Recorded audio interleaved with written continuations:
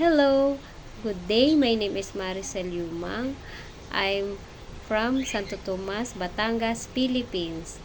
I'm 40 years old. I'm married, have 3 kids.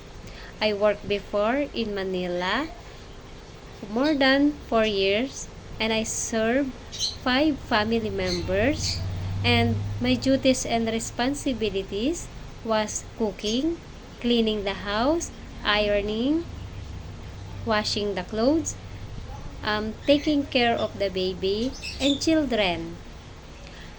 I tutorial of them homework and assist all they needs. And sometimes we play and sing. Baba, black sheep, have you any wool? Yes sir, 3 bags full. One for the master, one for the dame, and one for the little boy who lives down the dame.